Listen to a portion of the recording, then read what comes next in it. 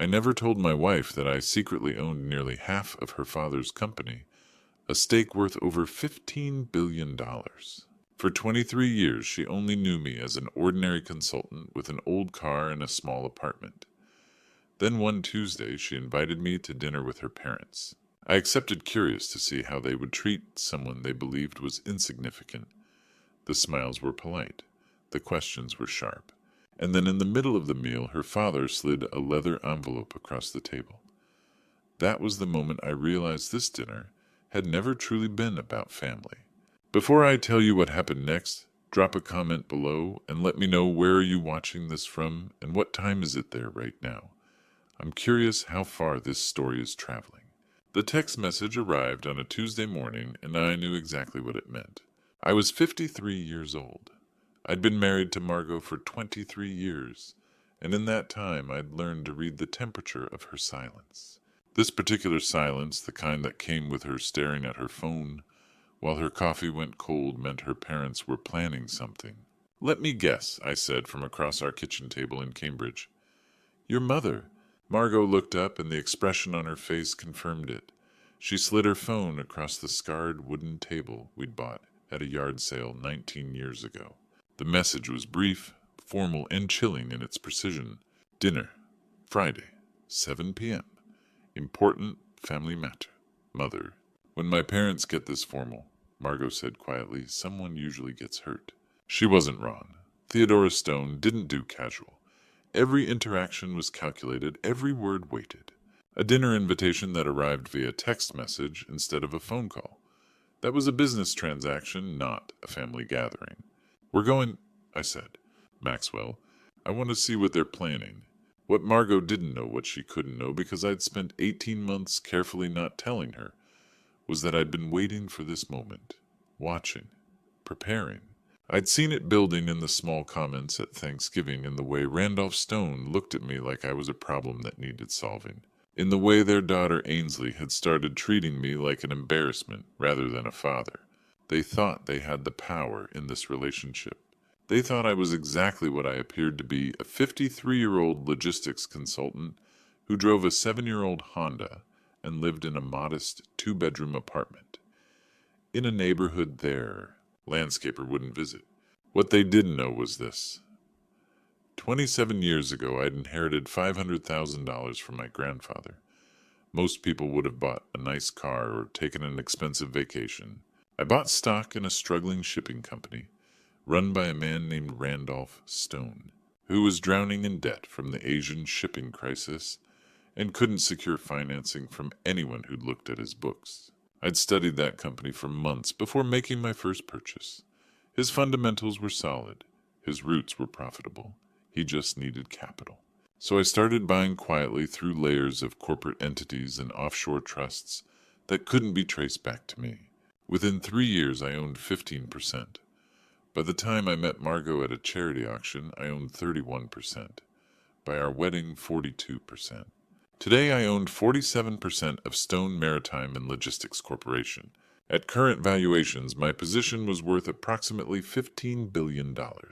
Randolph Stone worked for me. He just didn't know it. "Maxwell." Margot's voice pulled me back. She was watching me with those eyes that had seen me through everything. Graduate school, career, changes, her parents' endless disapproval. "Promise me you won't let them bully you." I reached across the table and took her hand. "I promise they'll see exactly who I am." She squeezed my fingers, trusting me the way she'd trusted me for 23 years. The way she'd trusted me when I'd asked her to live modestly to build a life on something more than appearance. She'd never questioned it, never demanded explanations. Friday would bring the confrontation I'd been preparing for, and this time I wouldn't stay silent. Friday arrived with the kind of cold November evening that makes Boston feel unforgiving.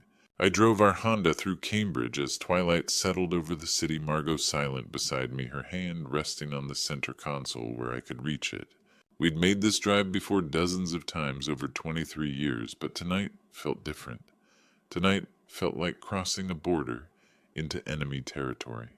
Cambridge slipped past the windows, brick buildings, graduate students hurrying against the cold. The comfortable shabbiness of our neighborhood where professors and artists lived side by side with working families. Then we crossed into Wellesley and the world changed. The streets widened. The houses grew larger, set back behind stone walls and perfect lawns even winter couldn't diminish. This was old money, the kind that didn't need to announce itself because everyone already knew it was there. The kind that looked at my 7-year-old Honda and saw failure instead of choice. Margot's hand tightened on mine as I turned onto her parents' street. The stone estate sat on 3 acres that probably cost more than most people made in a lifetime. Even in the fading light, it looked more like a museum than a home. All columns in symmetry and the kind of architectural perfection that said, "We matter to everyone who passed by." I pulled into the circular driveway. Before I could turn off the engine, the front door opened. Florence stood in the doorway, the housekeeper, not Theodora. That told me everything I needed to know. This wasn't a family dinner. This was a transaction. "They're really doing this," Margot whispered. "Let them," I said. Florence greeted us with professional courtesy, taking our coats without meeting my eyes. Then Randolph appeared in the foyer, 72 years old, and still carrying himself like a man who'd built empires, which I supposed he thought he had. "Maxwell?" His handshake was designed to dominate the grip too firm held too long. "Margot, sweetheart." Theodora emerged from the living room, 69 and elegant, in the way that took hours of daily maintenance to achieve. She offered Margot an embrace, then turned to me with an air kiss that landed somewhere near my cheek, without actually making contact. "So good of you to come," she said, her voice suggesting it was anything but good. "Mom, Dad, they're here." Ainsley's voice came from deeper in the house, casual bored. I found her in the living room, 20 years old, and scrolling through her phone like we weren't worth looking up for. "Hi, honey," Margot said softly. "Oh," Ainsley glanced up for half a second. "Hi, Mom. Hi, Dad." "Dad," said like she was acknowledging a stranger. I remembered her at 7, asking me why we didn't live in a big house like Grandma and Grandpa. I'd tried to explain about values, about building something real instead of impressive. She'd nodded, but even then I could see she didn't understand, or didn't want to. "Shall we?" Randolph gestured toward the dining room. The table was set for 5. Crystal glasses caught the light from the chandelier. China plates that probably cost more than our monthly rent sat at each place. And the seating arrangement told me everything about how this evening would go. Randolph at the head. Theodora to his right. Ainsley beside her grandmother already aligned. Margot and I across from them, physically separated, outnumbered, isolated. We took our seats. A moment later, Florence appeared with the first course. As she set the plates down, I could feel it building the trap they'd spent days preparing, but they had no idea who they were trying to catch. Randolph raised his wine glass. The crystal caught the light as he smiled. "To family," he said. The word felt like a threat. The first course came and went with the kind of forced pleasantries that precede an execution. Randolph asked about my work with the careful condescension of a man asking a child about finger painting. Theodora commented on the weather. Ainsley scrolled through her phone between bites, contributing nothing until her grandmother shot her a look that suggested even contempt required proper timing. The main course arrived, some kind of fish that probably cost more per ounce than I spent on groceries in a week. That's when Randolph really got started. "We just finalized the new Atlantic shipping route expansion," he said, cutting his fish with surgical precision. 10-year project. $2 billion in investment. Takes real vision to see opportunities like that. He said it like he was explaining quantum physics to someone who'd barely passed high school math. I approved that funding, I thought, watching him perform. Every single dollar came from my holdings. "You're lecturing me about a project I greenlit 18 months ago." But I just nodded and said, "Sounds ambitious." The words seemed to disappoint him. He'd wanted engagement, maybe argument. Instead, I gave him nothing. Theodora picked up the thread. "Margot, did I mention I ran into Tristan Aldridge last week?" Her voice was light casual, the way people sound when they're about to stab you. "He's doing remarkably well. Just bought a place in Beacon Hill. Absolutely stunning property." Margot's fork stopped halfway to her mouth. "I'm happy with my life, Mother." "Of course you are, sweetheart." Theodora's smile could have cut glass. "I'm just saying it's interesting how life turns out, isn't it? the choices we make. Across the table, Ainsley finally looked up from her phone. "Grandfather's given me real responsibilities now," she said, and I couldn't tell if she was talking to me or through me. "I'm coordinating with the logistics team on the new terminal integration. Real work, strategic work." "That's wonderful, honey," Margot said, trying to catch our daughter's eye. But Ainsley was looking at me now, really looking at me for the first time all evening. "Some of us are actually building careers, you know, not just consulting." She said the word like it was something she'd found on the bottom of her shoe. "Ainsley." Margot's voice had an edge. I recognized the one that came out when she was defending me to her family for the 1,000th time in 23 years. "What, I'm just being honest." Ainsley turned to her mother. "Don't you ever wish you'd made different choices? Don't you ever wonder what life would be like if you'd married someone with actual ambition?" The silence that followed was absolute. Margot's face had gone white. "That's your father you're talking about." Ainsley shrugged. Like she'd commented on the weather instead of implying her mother's entire marriage was a mistake. I stayed perfectly still, which I could see infuriated them more than any response I might have given. They wanted me to react, to defend myself, to prove I cared what they thought. But I'd spent 23 years learning to read this family. Tonight wasn't about conversation, it was about positioning. They were circling, testing, preparing for something. Dessert came and went. Florence cleared the plates with practiced efficiency. For a moment there was silence, the kind that feels like held breath. Then Randolph cleared his throat and reached beneath his chair. When his hand emerged, it held a leather folder that would change everything. The leather folder landed on the table between wine glasses and crystal, with a soft thud that silenced the room. Randolph slid it toward me with the confidence of a man who had closed 1,000 deals. Inside, stapled with $500 precision, lay an annulment agreement. Clipped to the front was a check for $350,000.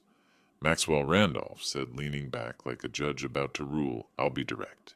You married above your station. That's not an insult. It's a fact. Margot could have had anyone. She could have had Tristan. We tried to accept this marriage." Margot stiffened beside me. Theodora leaned forward. "We can't watch our daughter struggle financially because of pride. This solves everything. That check," Randolph continued, tapping it, "is more than you'd make in 10 years as a consultant. Sign the annulment, take the money, and move on. You'll be better off, and Margot can return to a life suited to her background." The silence pressed against my ears. Margot stood so fast her chair scraped the floor. "This is insane. You can't buy people." "Margot, sit down," Randolph said, voice heavy with decades of command. "The adults are talking." "I'm 48 years old, Dad." Her voice cracked. "My husband is right here while you're trying to." He wasn't looking at her anymore. He was looking at me, certain he'd already won. Then Ainsley spoke. "Mom." Her voice was calm. "Grandmother's right. You deserve better." Margot turned toward our daughter, disbelief warring with hope. "Ainsley." "Dad, be honest." Ainsley met my eyes, 20 years old and sure of herself. "You're holding Mom back. You live in a tiny apartment. You drive that embarrassing car. Everyone knows you're not good enough for her." She said it like a simple truth. "Take the money and go," she added. "You'd be doing everyone a favor," Ainsley Margot cried. "That's your father." Ainsley turned to her mother, almost gentle. "Mom, you could be with someone like Tristan. Someone with a real future. Someone who wouldn't make you choose between family and marriage. Someone who wouldn't embarrass you." Margot broke, then crying, the way people do when something inside finally shatters. I stayed still. I'd known this moment was coming for 18 months, but knowing isn't the same as living it. Watching my daughter measure my worth and discard me hurt more than anything her parents said. I had loved Margot without conditions through lean years and quiet victories. Believing respect grew from patience. I'd swallowed every slight from her parents, every smile that weighed my income before my character. I thought time would soften them. I thought my daughter saw more. In that moment I understood how neatly money edits a story, how easily comfort masquerades as wisdom. They weren't offering a choice. They were erasing me. And the cruelest part wasn't the check. It was realizing that love measured in numbers had already been declared insufficient. It felt final, irreversible, like a verdict delivered long before I ever entered the room, and no appeal could change what they believed about me then. I picked up the check and examined it, letting them believe I was tempted. "That's generous," I said quietly. Randolph smiled. I set the check down and took out my phone. Before I respond, I said I need to make a quick call. Randolph frowned. "What does your attorney have to do with this?" I looked at him carefully. "Everything I said." I dialed Desmond Garrett, the attorney who had managed my interests for 27 years, and put the phone on speaker. I placed it in the center of the table beside the torn check and waited. "Maxwell," Desmond said calmly, "I've been expecting your call." "Desmond, I'm having dinner with the Stone family. Please explain the current ownership structure of Stone Maritime and Logistics." "Of course," he replied without pause.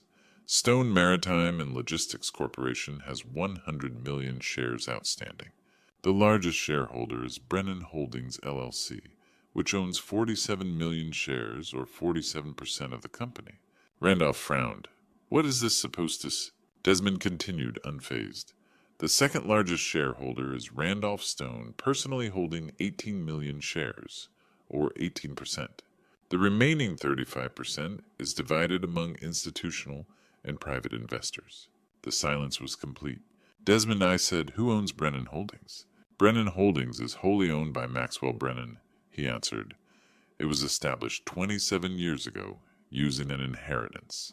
At today's closing price, the Stone Maritime position is valued at approximately $15 billion. Theodora's wine glass slipped from her hand and rolled across the table. Ainsley's phone fell to the floor. Randolph stared at the speaker as if reality had shifted. "This is impossible," he whispered. "Brennan Holdings is—" "I thought it was an institutional investor," I said. "You never asked because the money always arrived when you needed it." I stood and walked around the table until I faced him. 27 years ago, your company was collapsing. The Asian shipping crisis destroyed you. No bank would finance you. He tried to speak and failed. I was 26. I'd inherited $500,000 from my grandfather. I studied your business for months. Your fundamentals were strong. You just needed capital. My voice stayed level. So I bought in quietly through entities you couldn't trace. Within 3 years, I owned 15%. When I met Margot, 31. By our wedding, 42. Today, 47. Every expansion you credit to your leadership, the Atlantic routes, port modernization, the logistics software that saved you in 2015, was funded with my capital. I let the words settle. You work for me, Randolph. You just didn't know it. Then I turned to Ainsley. She sat frozen, face-pale, tears gathering. "Ainsley," I said gently, "I wanted to know whether my daughter valued character or wealth. Whether you loved me for who I am or for what you believed I lacked. Tonight I have my answer. Your position at Stone Maritime is terminated effective immediately. Perhaps it's time you learned what a real career requires." "Dad," she whispered, "I didn't know." "Would it have mattered?" "It wouldn't have. I lifted the torn check so they could see it. I never wanted your money, Randolph. I wanted family. I wanted to love your daughter without caring about status or inheritance. But you only saw someone you believed was beneath you." I dropped the check pieces onto the table. "I've called an emergency board meeting for Monday. The agenda is simple: a vote on the CEO. You'll be removed and professional management will be installed." "This is my company," Randolph shouted. "I built it." "No," I said quietly. "You drove it to the edge of bankruptcy. I saved it, while you sat here trying to buy me away from your daughter." I turned to Margot, still shaking, tears falling freely, and held out my hand. She took it without hesitation. "We have a long drive ahead," I said softly. Behind us, the Stone family sat amid the ruins of everything they believed, and for the first time in 23 years, they finally saw me, clearly. The drive back to Cambridge was only 10 miles, yet it felt like crossing between two different worlds. We walked to the car in silence, the Stone estate glowing behind us like something unreal, part dream, part nightmare. Margot's hand trembled in mine, and I held it tightly as if she were the only solid thing left. The first 10 minutes passed without words. I drove through Wellesley's flawless streets, then onto the highway while Margot watched the blurred city lights slip past the window. Finally, she spoke softly. How long have you been planning this? I wasn't planning revenge, I said, eyes fixed on the road. Looking at her felt too difficult. I invested in the company years before I met you. It was just a good decision. But you let them treat you like that, she said, voice breaking. For 23 years. For 18 months, I tested them deliberately. Before that, I searched for words. I hoped they'd accept me for who I was not, for what I had. You could have told me, she said, turning toward me. Any time. Would you have believed I married you only for you? I asked. Not for your family or access to power. She was quiet for a long moment. I don't know, she admitted. Maybe not at first. I needed you to know I chose you when there was nothing to gain. That I stayed when logic said I shouldn't. Silence returned, and Ainsley, her voice cracked. You let our daughter think. I let your parents poison her against me, I said. I thought patience would teach her real values. I was wrong. Tears came then from both of us. I pulled over because the road disappeared behind the blur. What happens now, she asked, once we could breathe again. The company will survive. Randolph may be offered a consulting role, but the control is gone. He'll adapt or walk away. And us? I finally turned to face her. That's your choice. She reached for my hand. I choose you. I always have. The man who shared that apartment with me for 23 years, that's who I love. Not the billionaire. The man who made coffee every morning and listened without judgment. 20 minutes later, we pulled into our Cambridge lot. After the estate, the building looked small, ordinary, perfect. Inside our apartment, surrounded by 2 decades of shared life, she asked, What about the money? Your foundation, I said. We'll grow it. And this place, we're keeping it. I don't need a mansion. Monday would bring consequences. But that night in our quiet Cambridge home, we were richer than the Stones had ever been, because we still had each other, honesty, and the life we had chosen together, despite everything. Monday morning arrived with gray skies and the weight of consequences. The boardroom at Stone Maritime's headquarters was all glass and steel, a space designed to intimidate. But at 9 a.m. that morning, as I took my seat at the head of the conference table, the seat Randolph had occupied for 40 years, I felt only a quiet certainty about what needed to happen. The emergency meeting lasted 11 minutes. The agenda was simple, a vote on the current CEO's position. The business case was clear, a major shareholder exercising his right to restructure management. There was minimal discussion. These were professionals who understood that personal feelings had no place in fiduciary duty. The vote was 78% in favor of removal. Randolph sat at the far end of the table, diminished in a way that had nothing to do with physical space. He said nothing, didn't defend himself, didn't argue, didn't even meet anyone's eyes. When the vote concluded and the interim management team was announced, he simply stood and walked out. I didn't feel victorious. I felt tired. Over the next 2 days, my phone collected 12 voicemails from Ainsley. I didn't listen to them. Margot's phone lit up with texts. Mom, please, I didn't understand. I'm sorry. Please talk to me. She didn't respond. Not yet. By Tuesday evening, Ainsley had apparently realized that without the Stone Maritime connection on her resume, no one was returning her calls. The job market, it seemed, had a way of teaching lessons that 20 years of privilege had obscured. Theodora called Margot 17 times between Monday and Wednesday. Wednesday morning, Margot finally answered. Please. Theodora's voice came through broken nothing like the cold society matriarch who'd suggested buying me off. Let me explain. Let us make this right. I need time, Mother, Margot said quietly and hung up. That afternoon, a courier arrived at our apartment. The envelope was addressed in careful handwriting, Theodora's I recognized from years of formal invitations we'd received and rarely attended. Inside was a letter, 2 pages handwritten on cream stationery. Margot, I don't expect you to forgive us. What we did was unforgivable. But I need you to know we thought we were protecting you. We were wrong, so terribly, horribly wrong. Your father is devastated. Not about the company, though. That hurts. About losing you. About discovering that the son-in-law he dismissed is the man who saved everything he built.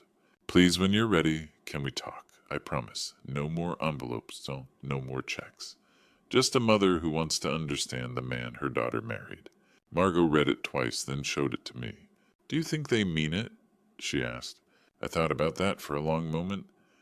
I think they're scared, and sometimes fear makes people honest in ways comfort never could. What would you do? I'd give them one chance, I said. One. But on our terms. In our apartment. No performance of wealth and status. If they can accept us as we are, maybe there's hope. Thursday morning, Margot sent a text. Dinner. Our place? Friday, 7 p.m. No dress code, no expectations, just family. Theodora's response came within seconds. Thank you. We'll be there. Friday we made pasta. Nothing fancy, nothing elaborate. Just the kind of meal we'd shared 1,000 times in 23 years. No crystal glasses, no china plates, no performance at all. When the doorbell rang at 7 p.m. exactly 1 week after the dinner that had changed everything, I took Margot's hand, and we answered it together. They stood in our doorway looking smaller somehow, as if the week just past had diminished them in ways wealth could never compensate for. Randolph wore jeans and a navy sweater, no tie, no tailored suit, no armor of executive authority.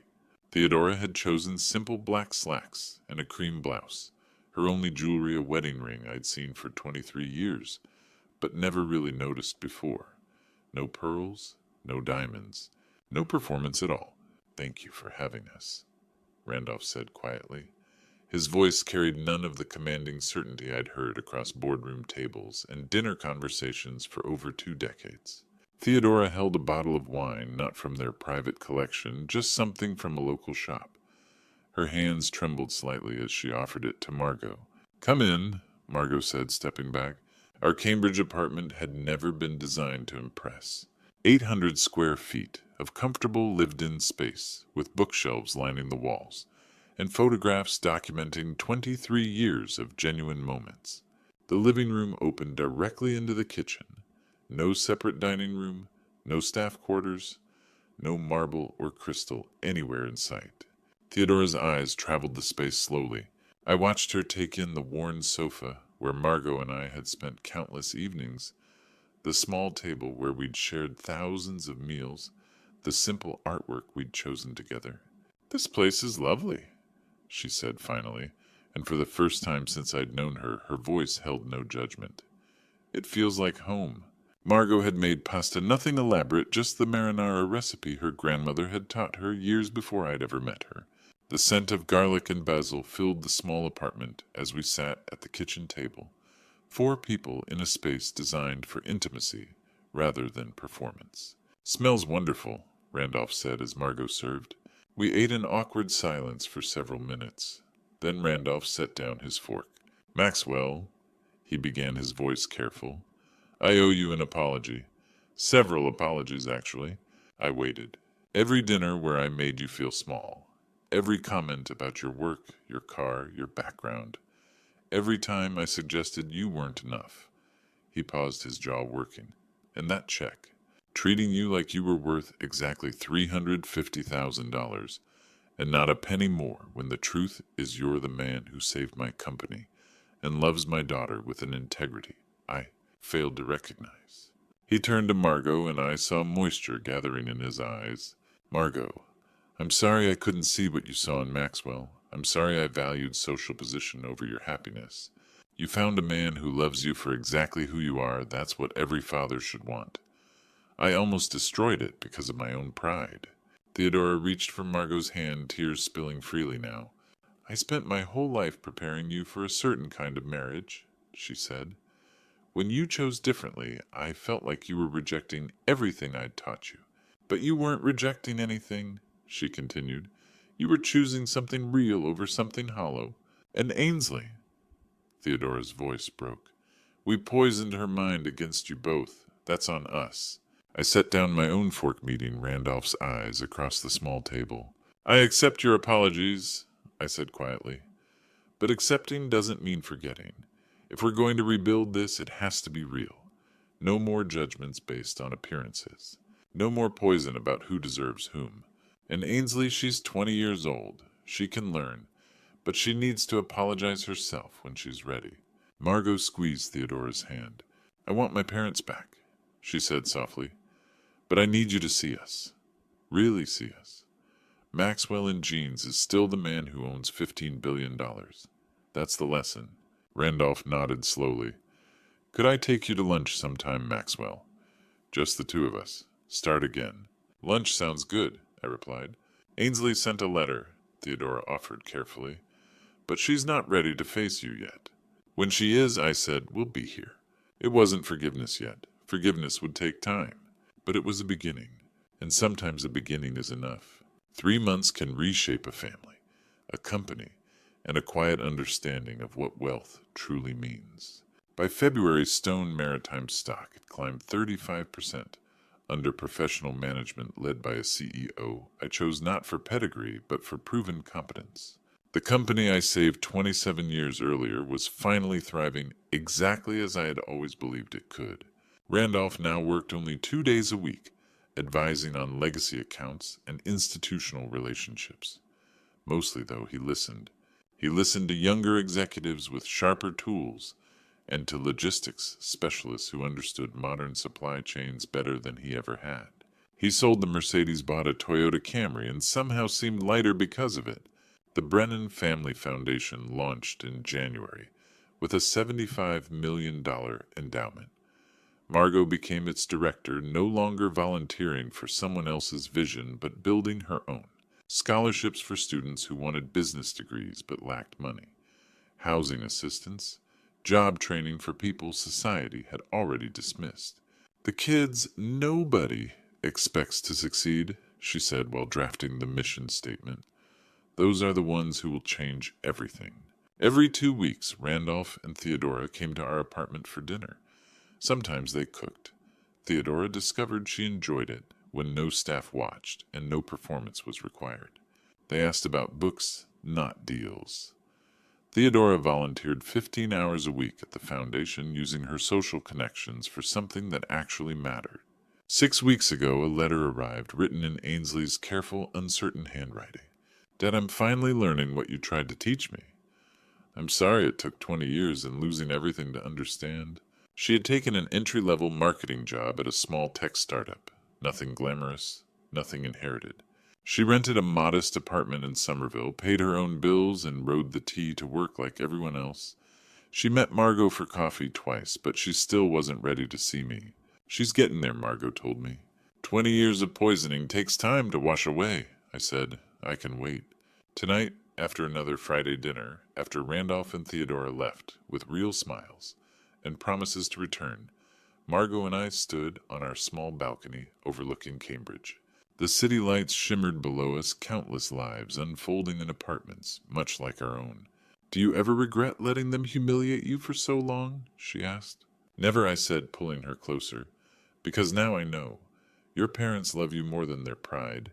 You chose me for who I am, and I don't need permission to be myself. Who are you, Maxwell Brennan? I smiled. I'm a 53-year-old logistics consultant. I'm a billionaire investor. I'm your husband. And I'm the man who proved the most powerful people in any room are usually the ones nobody notices. She kissed me as the city glowed below. Somewhere Randolph was relearning his own company from the ground up. Somewhere Theodora planned her next volunteer shift. Somewhere Ainsley worked late, building something real with her own hands. Here in the modest apartment we chose on purpose, we were rich in the only ways that matter. That envelope did not change everything. The check did not. What mattered was the moment people revealed who they truly were and what you chose to do with that truth. I chose love. I chose honesty. I chose to prove that being underestimated can be the greatest advantage of all. When nobody expects you to win, victory tastes sweeter. My name is Maxwell Brennan. This is proof that character matters more than money, love matters more than status, and the greatest victories are the ones nobody saw coming. Stay humble. Know your worth.